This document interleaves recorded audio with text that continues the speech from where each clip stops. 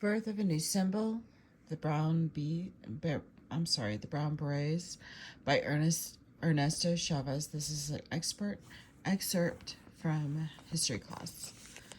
In January 1967, Time magazine declared the Man of the Year of 1966 is a generation, the man and woman of 25 and under.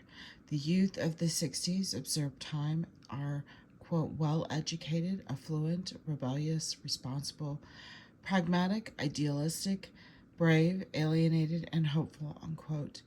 People of color were not well educated and affluent, but their desire to be so and also eliminate racial and ethnic discrimination in American society caused them to strike at the society in ways that were both similar to and strikingly different from the earlier efforts of earlier generations. For Mexican Americans, no group better illustrated the rebellious 1960s and 70s than the Brown Berets. As shown in the previous chapter, by 1966, the Mexican American Political Association approach to empowering Mexican Americans had proved inadequate. This ineffectiveness, combined with the general protest environment of the latter 1960s, to ensure a new style of politics known as the Chicano Movement. The Mexican proto-nationalism that an older generation used as an oppositional tool was transformed into Chicano nationalism when suffused with the anti-Americanism of the Vietnam era. Though the issues faced by the ethnic Mexican community were similar to those confronted earlier, the approach to them now differed. Instead of relying on the ballot box, Chicano activists took to the streets and demanded change through protest. This is not to say that protest was non-existent in prior years, but rather that it now attracted mainstream attention, especially from the media and young people. The, quote, baby boomers who had come of age in the 1960s. Like other ethnic groups in post-World War II, America, the ethnic Mexican community experienced a population boom, its numbers almost doubling from 356 in 1950 to 291,959 in 1960. The increase reflected a birth rate 50% higher than that of the general population and resulted in a disproportionately large number of youths in impoverished community. A fact not lost on the McCone Commission, which investigated the causes of the 1965 Watts Rebellion in South Central Los Angeles. Quote, recommendations regarding the Negro problem in Los Angeles, observed the Commission, apply with equal force to the Mexican Americans whose circumstances are similarly disadvantageous and demand equally urgent treatment, unquote. The post-Watts atmosphere created a sense of urgency in the city and prompted the Los Angeles County Human Relations Commission, formed following the 1943 Zoot Suit riots, to join with the Wilshire Boulevard Temples Camp, Hess Kramer, in sponsoring a conference for Mexican American young people in 1966. This event, with the prosaic name of the Mexican American Youth Leadership Conference, became the vehicle for igniting a new generation of Mexican American reformers. The conference's purpose was to examine emotions, feelings, values, identity, and the label Mexican American, unquote. Attendees were high school leaders who urged to discuss what they shared in common, in the hope that they would forge alliance to bring about positive changes in their neighborhoods. The conference lasted only 3 days, but some of those present continued to walk about issues that troubled them. In May 1966, 6 of them, Vicky Castro, David Sanchez, Masuma Esparza, Ralph Ramirez, Rachel Ochoa, George Lesion, and John Ortiz, created Young Citizens for Community Action, YCCA. Far from being radicals, they believed in the principles of President Lyndon Johnson's War on Poverty, unquote, and had faith in the electoral process. With headstrong 18-year-old Roosevelt High School senior Vicky Castro as president, they surveyed student needs, discussed school problems with education officials, and gathered information about candidates running for election to the Los Angeles Board of Education. They were convinced that the flaws in the school system could be remedied only through political action, and their first move was to support Julian Nava, a state college professor in the San Fernando Valley, in what became his successful bid for a seat on the school board. They followed their Youth for Nava campaign with membership in Los Angeles, Mayor Samuel Yorty's Youth Advisory Council. Later, some of them served on the California Governor's Youth Advisory Council during the administrations of Governors Gerald Pat Brown and Reginald Reagan. These youths gradually began focusing on issues other than schools, especially police brutality and the need to improve the quality of life in their communities. Particularly strong encouragement came from the Father John B. Luce, rector of the Episcopal Church of the Epiphany in Lincoln Heights, and before that a pastor in the poor neighborhoods of East Harlem in New York City and Jersey City. New Jersey. In October 1965, he relocated to Los Angeles at the request of the local Episcopal bishop, who encouraged him, as well as others, to try to reach out and work with all sorts of different groups and kids, drug addicts, people that had been troubled with the law. The challenge excited Lucy, who shared the bishop's conviction that support of indigenous organizations of people themselves, will build real democracy in this country. The church formed part of an ever-growing network of urban groups that encouraged the YCCA in its efforts. Across the street from the church was the California Center for Community Development's Social Action Training Program, an organization funded by the Southern California Council of Churches. Through the Federal Office of Economic Opportunity, the Social Action Training Center in turn introduced the YCCA youths to a community service organization, Young People's Group of Young Adult Leadership and Community Development Project, dedicated to training young adults in East Los Angeles in community action by involving them in neighborhood improvement and community participation projects, unquote. No longer actively involved in electoral politics, CSO now concentrated on providing much-needed community services such as a union or a credit union and a, quote, buyers club that provided opportunities to buy food, clothing, and other items in bulk and at reduced rates. Through CSO, the YCCA members met Richard Altora, who schooled them in the ways of practical politics and community organizing, and who also introduced them to the now famed Cesar Chavez.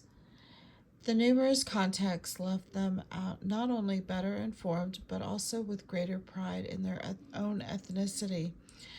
That was reflected in the new name they gave their organization, Young Chicanos for Community Action, YCCA. These energetic youth, in addition, became more visible in the community with the financial help of Father Lucy. In 1967, they opened La Perena Coffee House located in East Olympic Boulevard in an industrial section of unincorporated East Los Angeles. La Perena served as an office and meeting place where prominent civil rights leaders expressed their views to an ever-increasing number of Chicano youth. Among those making appearances were Cesar Chavez, Reyes Lopez Terrana of New Mexico's Alianza Federal de Mercedes, and African-American leaders Hubert Rapp Brown and Stokely Carmichael of the Student Nonviolent Coordinating Committee and Ron Caranja of United Slaves, U.S. The coffee house also sponsored educational happenings designed to encourage youth to get a college education. Usually present on these occasions were representatives from nearby colleges and universities, as well as speakers from other community groups. For example, the United Council Committee Organization and the United Parents Council, and often a political leader or representative from a congressional field office. The coffee house remained, however, a gathering place for young people run by young people, with little and only nominal adult supervision. As La Raza, a local Chicano newspaper, observed, many nights you will hear live music, but mostly you will find young Chicanos like yourself, unquote. Excuse me. The gatherings also attracted Los Angeles County Sheriff's deputies who harassed La Perena patrons on the grounds that the coffee house was a hangout for Chicano hoodlums. The deputies would frequently drive by and shine their lights into the windows, as well as question illegally searched customers as they left the building. Angered by such affronts, the YCCA organized protest demonstrations at nearby East Los Angeles Sheriff's Station. These protests marked a change in the leadership of YCCA, for they occurred at a time when some members began their college studies and gradually drifted away because of the pressure of classes. Lisan Esparza Ochoa and the group's president, Vicky Castro, were among them. Now, assuming leaders' position were people like David Sanchez, the new president, who had little patience with police harassment and urged a more militant stance. In January 1968, this attitude took the symbolic form of khaki military clothing and a name change to the brown berets. Law enforcement abuses had transformed them from moderate reformers into visually distinctive and combative crusaders on behalf of justice for Chicanos. Residual Mexican culture nationalism was becoming Chicano nationalism. The core value of now emerging Chicano movement. Besides the khaki attire, the most revealing feature of their apparel was the beret and the emblem attached to it, depicting a yellow pentagon with two bayonet rifles behind a cross and the words La Cosa, the cause, above them. The design originated with a Newhouse member, Johnny Parsons, but others instinctively shared the message he sought to convey.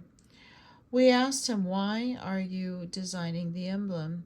He said, "Look, it's like an emblem for guerrillas, a symbol of guerrillas." And in the case, like urban guerrillas, he started retelling us how they were Green berets, how the French guerrillas and the Spanish guerrillas had worn it during the Spanish Civil War, and that we should wear a brown beret. So we thought it was a good idea. So we started wearing the brown beret and the khaki jacket, the bush jacket, but we didn't call ourselves the Brown Berets. Those who started calling us the Brown Berets were the East LA sheriffs, and we got pissed off. We would hear it because every time they had us up against the wall, we'd hear all the radio messages from the patrol cars. Brown berets are here and brown berets are over here. And so then it stuck. So then we just stayed with it. A new member had proposed the group outward symbols, but someone had been with the organization from the outset.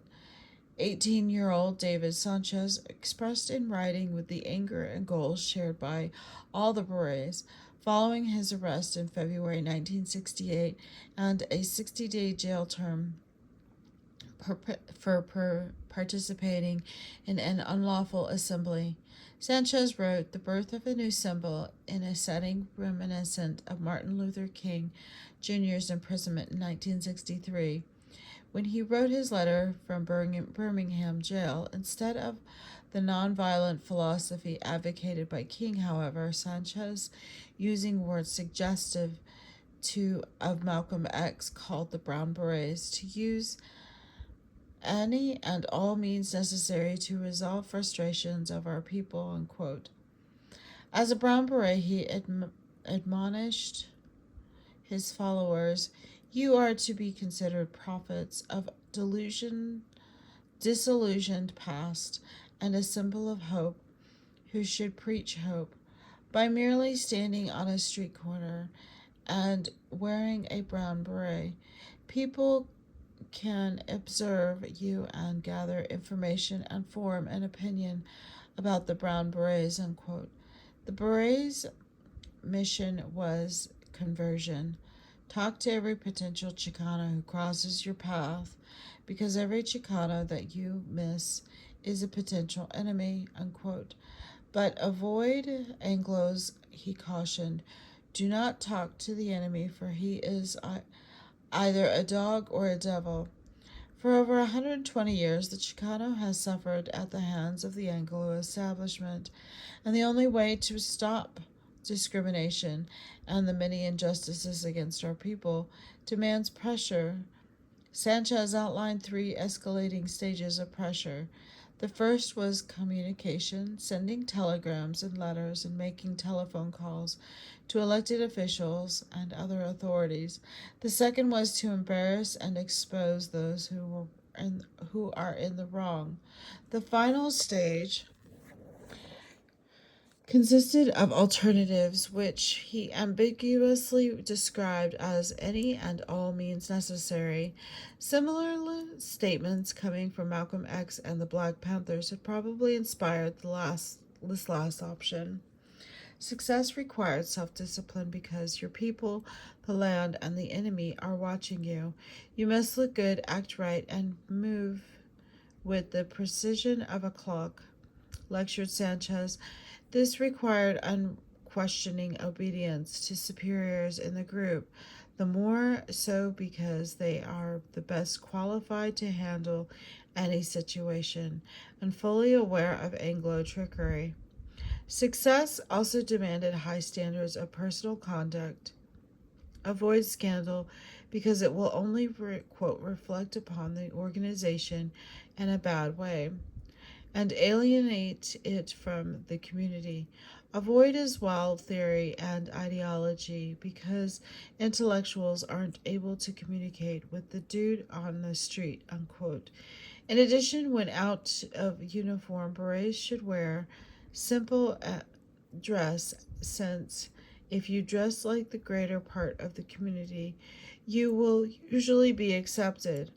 If you dress different, Sanchez cautioned, and are sloppy or dirty, you usually aren't accepted and your channel of communication is broken. Also suffusing Sanchez's birth of a new symbol, and the organizational structure were gendered notions of nation. All beret officers were male. Sanchez served as prime minister, unquote. Carlos Montes was minister of information. Cruz Almeida held the post of chairman, and Ralph Ramirez that of minister of discipline. These titles, similar to those adopted earlier by the Black Panthers, reflected the militaristic, masculine, and hierarchical nature of the group. Permeating all subsequent beret statements and documents were these emphasis on strict discipline, clean and unostentatious living, Anglos as the enemy, the leadership role of berets, and Chicano identity and solidarity. The Brown Berets first gained wide notoriety in March 1968 when they became involved in student boycotts known as blowouts, unquote, of 5 East Los Angeles high schools. Prompting the protest was the high percentage of Chicano high school students forced to drop out of school, either through expulsion and transfers to other schools or because they had not been taught to read and thus failed their classes. Overcrowding and dilapidated buildings were endemic at Chicano schools, where teachers, a majority of whom were Anglo, often discriminated against their Mexican American students, calling them dirty Mexicans and encouraging them to join the workforce rather than attend college. Angered by treatments, students demanded more Chicano teachers and administrators and better schools. The Berets did not directly participate in the planning of the demonstrations, but they did back up and advise and assist those who did. This initially took the form of allowing students to meet at La Parana, and then involved defending them when the police used violence to crush the boycott.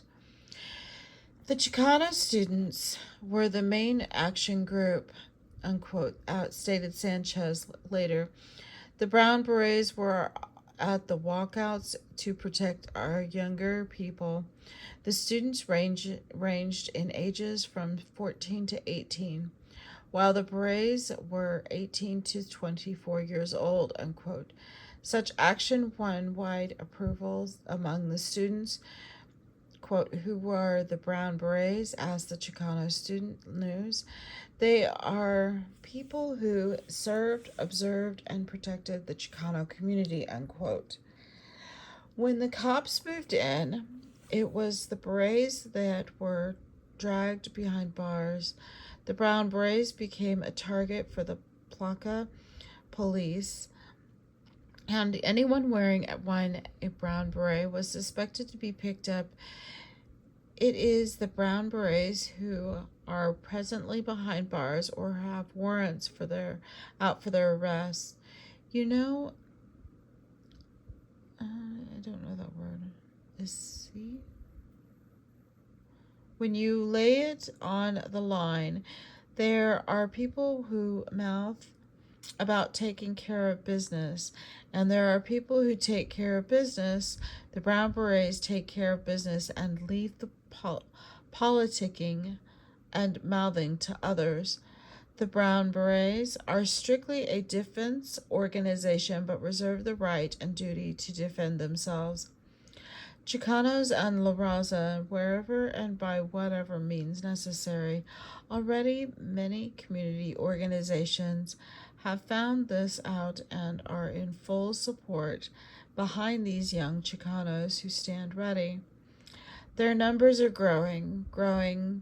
Buena ya no se dejan. Support for the Berets increased when the 5 of them, along with several other participants in the blowouts, were indicated by the Los Angeles County Grand Jury for engaging in conspiracies to disrupt the public schools. a felony punishable by up to 45 years in the state penitentiary. Following the arrest inside East Side, a student newspaper protested that, quote, "We will not tolerate the felony charges, which will prevent the Brown Berets from being effective because its leaders will not most likely be jailed." The Berets quickly secured release on bail, but it took 2 years of litigation before the charges against the conspirators were dropped. La Raza, a paper published by young Chicanos affiliated with the Church of Epiphany, rallied to the defense of Berets, arguing that Anglo injustices were the reason for their creation.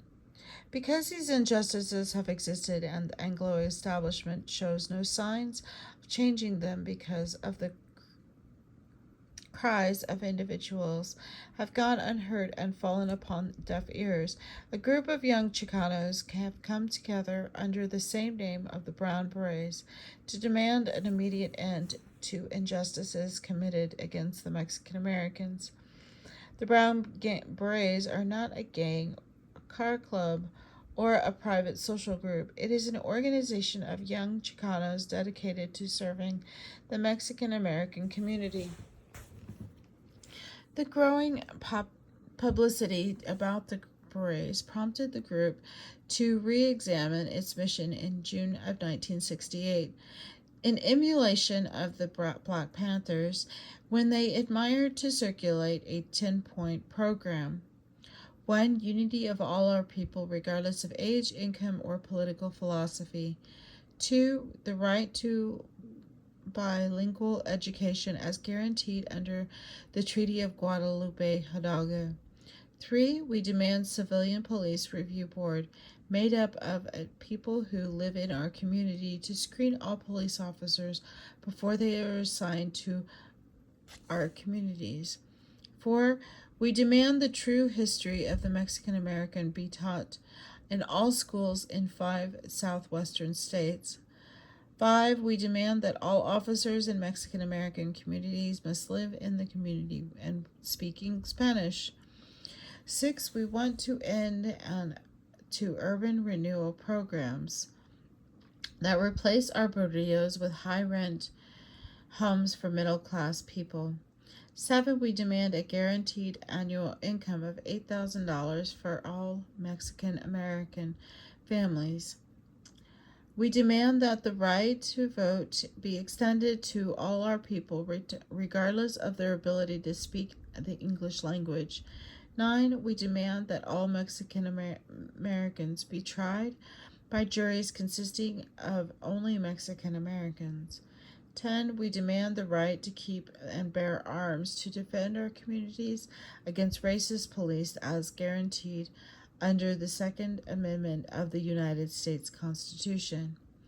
The 10 points were reformist, not revolutionary. The Berets did not call for the overthrow of the U.S. government, but rather grounded many of their demands on the U.S. Constitution, the Bill of Rights, and the Treaty of Guadalupe Hidalgo. They also saw themselves as safekeepers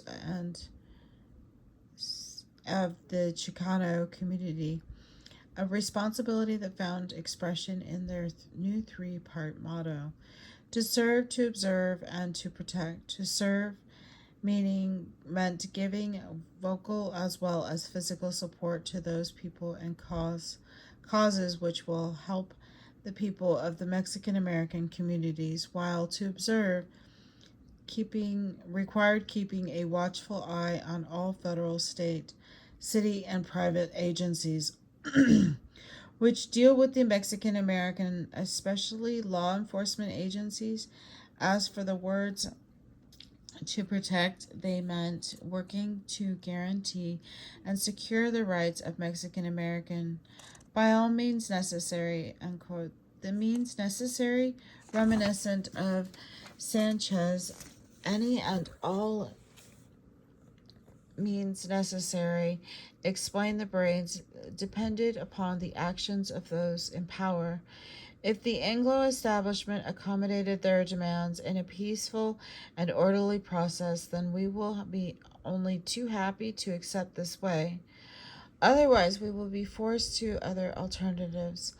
Like the Black Panthers, the Berets expressed the fondness for Marxism, with some of them also seeking guidance in the writings of Mao Zedong and arguing for the need to be one with the masses of people.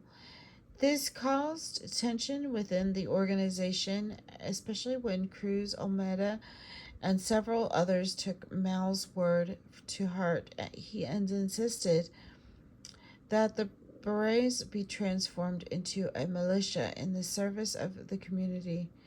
Sanchez, on the other hand, believed that the Berets should only appear to be a military group, projecting the image rather than the reality of a revolutionary cadre. His Cold War upbringing had produced in him a deep fear of communism that became so intense that he burned Marxist literature.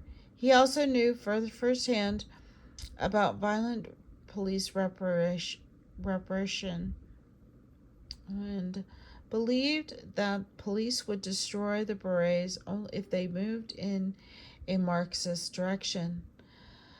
At first, the Berets leaders also disagreed among themselves about the group's recruitment policies. The approximately 30 members who had joined the Berets by mid-1968 were mostly recruited from local high schools and now ranged in ages from 14 to 18. Sanchez wanted to continue to emphasis on enlisting high school students, but Almeida disagreed, arguing that such a policy would prevent the group from reaching a revolutionary takeoff point and relegate it to being just another pacifist organization. The differences were exacerbated by each man's personal desire to control the organization. The conflicts ended only when Almeida and 7 of his followers left the Brown Berets in July 1968 and founded a group called La Junta, which recruited former gang members and aligned itself with adult leftists. Reputed members of the Communist Party. The bickering among the Berets was accomplished by some criticism of the group. From the Mexican Americans, not everyone shared the Berets' alienation from American society. In a letter in La Raza, a Lincoln High School student proclaimed his opposition to the group. "This is our country, the greatest country in the world, and this is our school, the best there is. We love our country and our school, so let's tell it like it is," unquote. The Berets declared the students were outsiders who had done nothing for our country or for our community. "We are the real students of Lincoln High and demand that all you brown Berets and outsiders leave our school alone. We don't need you or want you. Get out." Most residents, however, were either silent or vigorously defended the Berets.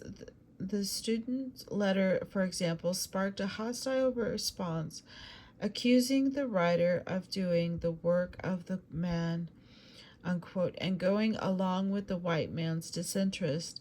The Berets declared the rejoinder were helping the community and fighting discrimination as evidenced by their participation in the, quote, Poor People's Campaign organized in Washington, D.C. by the Southern Christian Leadership Conference. Moreover, they supported the Union farm workers' struggle and locally were promoting educational reform and the introduction of classes in Mexican history, not Anglo history that excludes the contributions of your forefathers. Although other periodicals reported on the Berets activists, the organization initiated its own newspaper, La Causa, on May 23, 1969.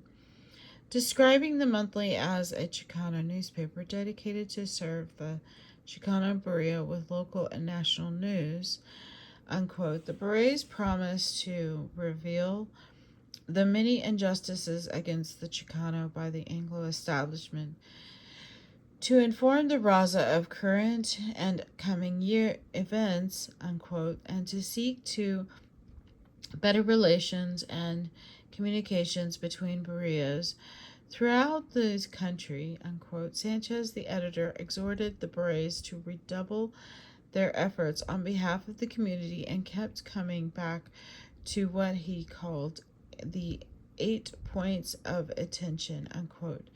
1. Speak politely to the people. 2. Pay fairly for what you buy from the people. 3. Return everything you borrow. 4. Pay for anything you damage. 5. Do not hit or swear at the people. 6. Do not damage property or possession of people. 7. Do not take liberties with women. And 8. When working with the people, do not get loaded. Though Sanchez exercised a powerful influence over the organization, he was not present at an incident, the first dramatically brought to the Brown Berets to the attention of those outside the Chicano community. This took place at Los Angeles Biltmore Hotel during the 3rd annual Nuevas Vistas Conference in April 1969, arranged by State Superintendent of Public Instruction Max Rafferty. The convocation was gathering of Mexican American educators charged with exploring ways to improve relations between the schools and the Mexican American community. Also participating were students from chapters of the United Mexican American Students, UMAS, or at UCLA, and the California State College campuses at Los Angeles, Long Beach, Fullerton, and Northridge. The keynote speaker for the Friday night banquet was Governor Ronald Reagan, whose election in 1966 had weakened the power base of Mexican American in Sacramento. As a preeminent symbol of the Anglo establishment, his presence almost guaranteed a disruption. Ronald Reagan hardly began his speech before shouts from some in the audience tried to drown him out. The protesters loudly denounced the condescending attitudes of education and cuts in affirmative action programs. Firecrackers dropped from the mezzanine to the Biltmore Bowl floor as 14 demonstrators began doing the famous Chicano clap. The governor shouted over the din that these are the few that are wrecking what we are attempting to build, but the protesters succeeded in breaking up the proceedings and taking over the dance floor until approximately 50 police and Biltmore security officers arrested them for disrupting a public assembly. In the meantime, authorities outside the banquet hall had barred other ticket-holding Mexican Americans from entering. When they heard the claps from the inside, those waiting at the door joined in and began shouting, "Viva la Raza!" The chants and claps subsided when the Chicanos realized that those emerging from the rooms were mostly non-Mexicans.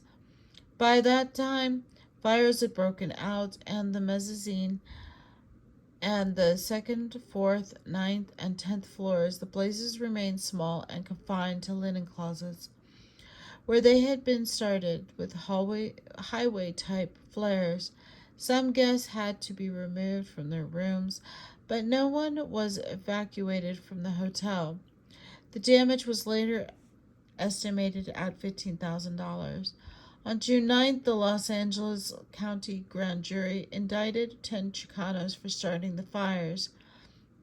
The indictments were based on testimony provided by Fernando Samaya, an undercover Los Angeles police officer who had infiltrated the berets.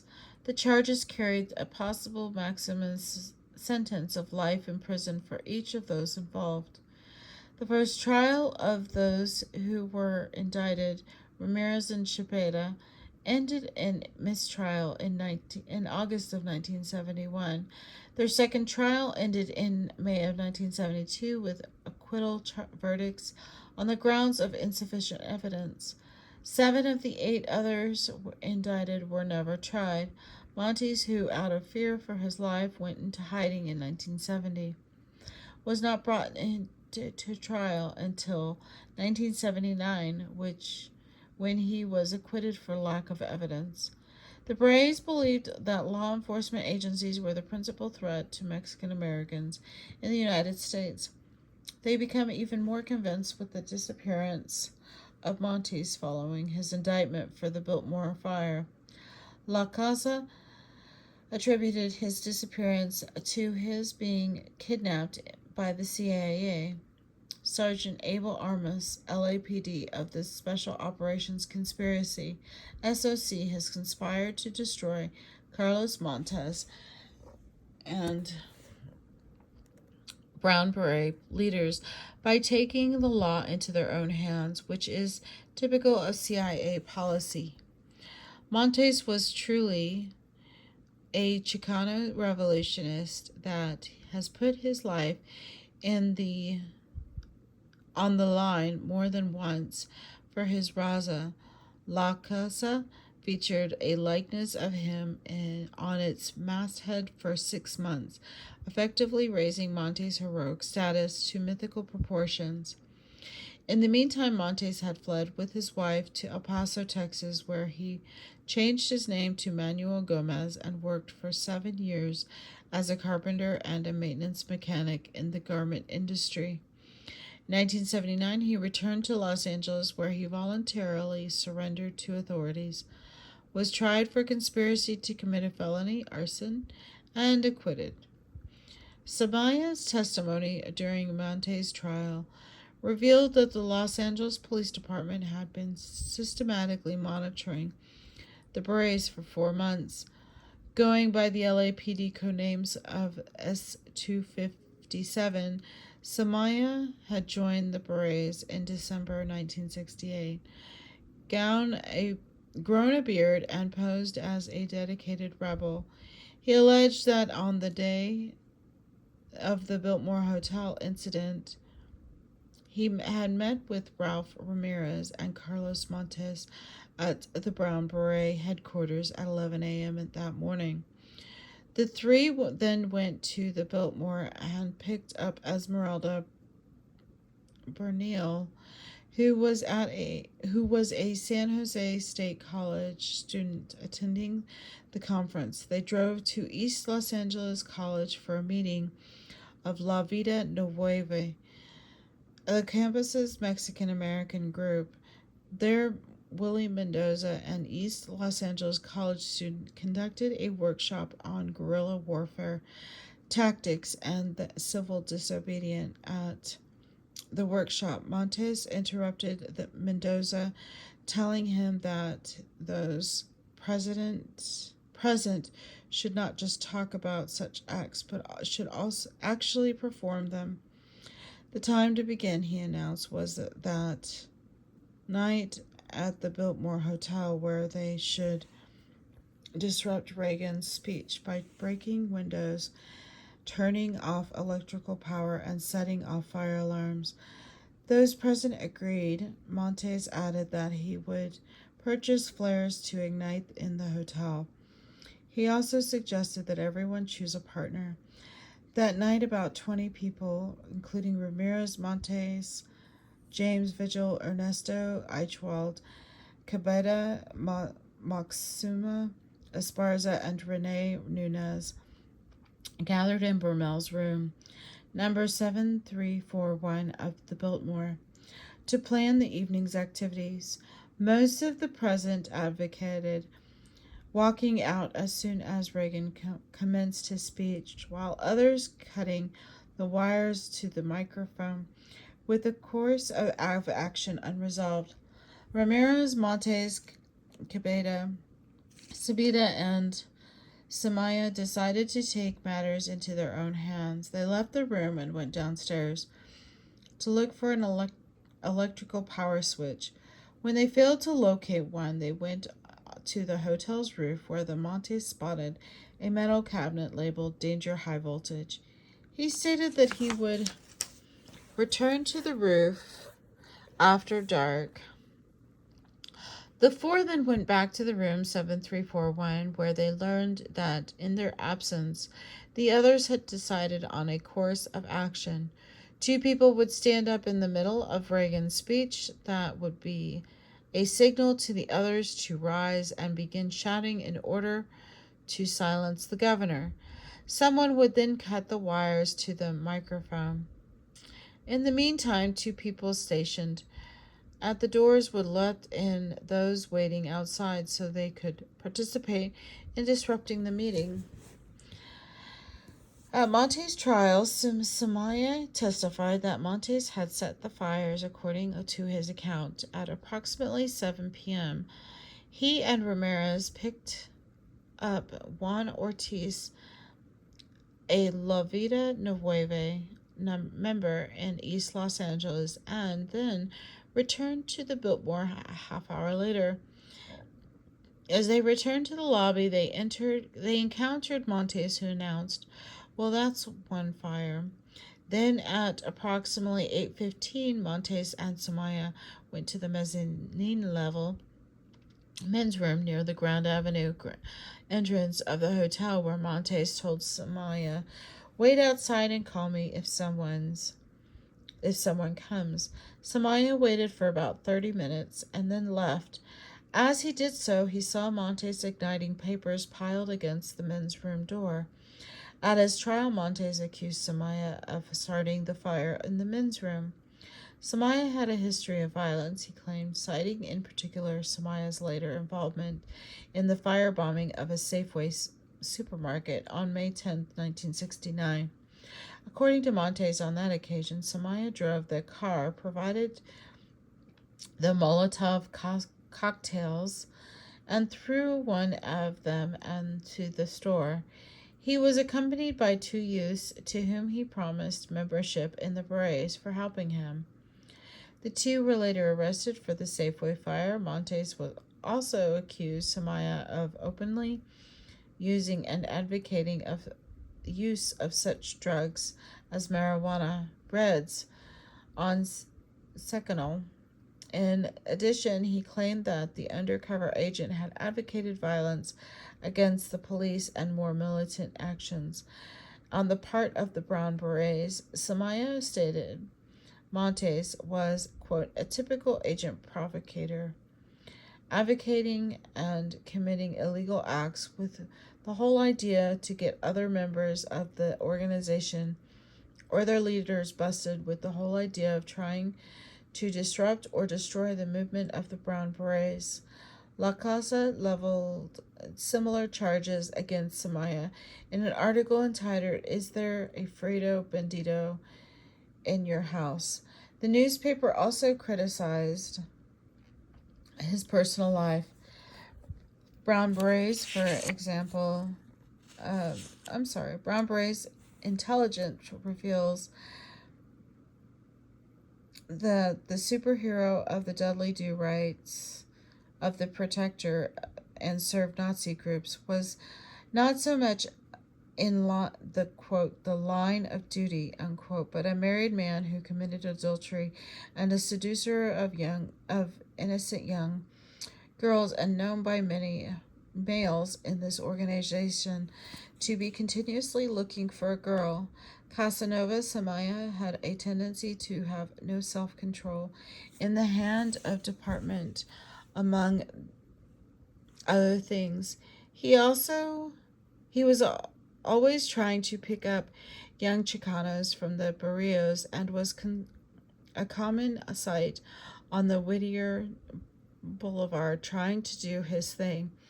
There is no telling how many unwed mothers he left behind, despite police infiltration. and setbacks caused by trials, the Brown Berets persisted in their work on behalf of the Chicano community. A notable achievement was the creation of free medical clinic in East Los Angeles, which opened in 1969. The Berets established the clinic because they saw the need for free medical services for the East Los Angeles ethnic Mexican community, modeled after the Fairfax Free Clinic in Hollywood. The facility opened in May 31st, 1969 at 5016 East Whittier Boulevard and offered free social, psychological, and medical services, as well as draft counseling. The only requirement for gaining entry was the need to see a doctor, unquote.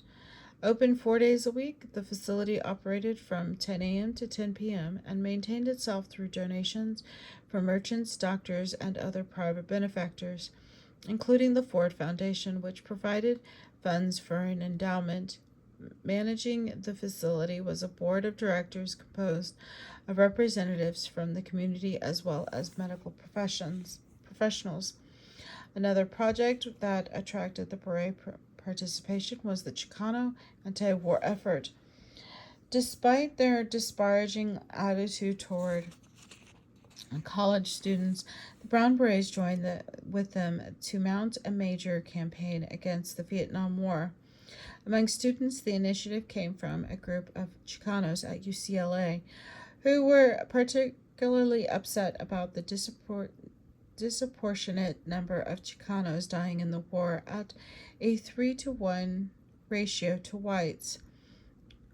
In December 1969, the Berets and a group of college students formalized their alliance against the war by creating the Chicano Moratorium Committee with David Sanchez of the Brown Berets and Rosalio Muniz, of a UCLA student, serving as co-chairs. Almost immediately on December 20th, they staged a demonstration against the war that attracted 3,000 protesters. They had obviously touched an issue of widespread concern, one that also aroused hundreds of thousands of people of every ethnicity across the nation. But for Chicanos, as La Casa declared, the war was seen as a matter of survival and freedom. The newspaper believed that the Vietnam War was the ultimate weapon of genocide of non-white peoples by sick, decadent, Western culture, unquote. It viewed the war as, quote, a turning point in the history of mankind, because the Vietnamese have shown that a man's spirit and will survive can overcome the most brutal punishment ever netted out to any nation, unquote. The newspaper went on to suggest parallels between the Vietnamese peoples and struggle for liberation of that of the Chicanos. It called for Chicanos to learn from the Vietnamese that to resist is to survive, a free man, and to submit is to puta and thus a slave. Dare to struggle, dare to win. Hasta la victoria siempre. This will be the end of part 1, and I will continue with part 2. Thank you.